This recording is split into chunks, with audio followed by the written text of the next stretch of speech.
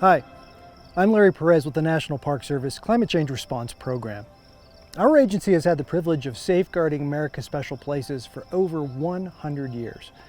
During that time, we've taken action on the ground to protect parks against all manner of potential threats. On a daily basis, as part of our routine operations, we take action to protect night skies, soundscapes, waterways, wildlife, and wilderness. But many parks are also realizing the need to protect against the biggest threat yet, our changing climate. It's no secret that human-caused climate change has serious implications for both the resources in our parks and the visitors who come to enjoy them.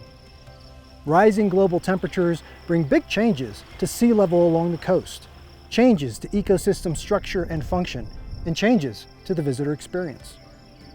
Confronting climate change is integral to meeting our mission to preserve parks unimpaired for the enjoyment of future generations.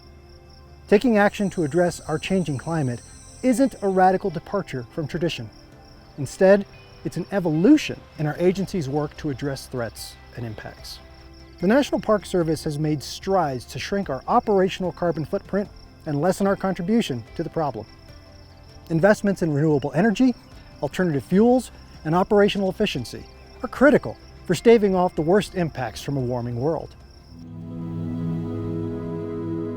But in most parks, temperatures are already outside our historic range of variability and will continue to get warmer over time. Natural and built environments are already experiencing impacts and will continue to do so into the foreseeable future. So, in addition to curbing our contributions to the problem, our parks must plan for and adapt to changes that are already in motion. Climate adaptation is any action that addresses the impacts of current and future climate.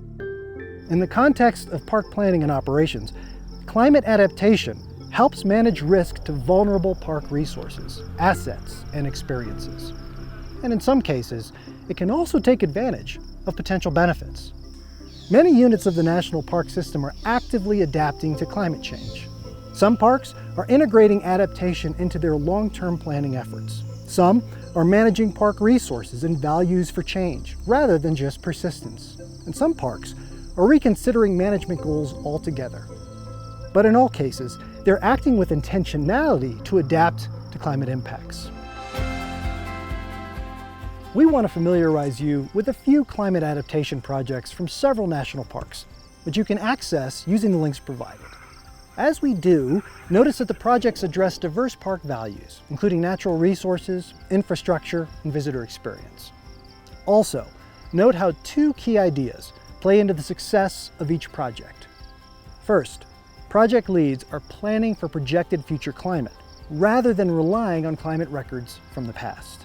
And because working with future projections and expected impacts always entails some degree of uncertainty, they're using scenarios to help consider a range of plausible future conditions. Use the links provided to view each video. Then, think about how future climate might impact a resource, asset, or experience at your park, and how you might adapt to the change.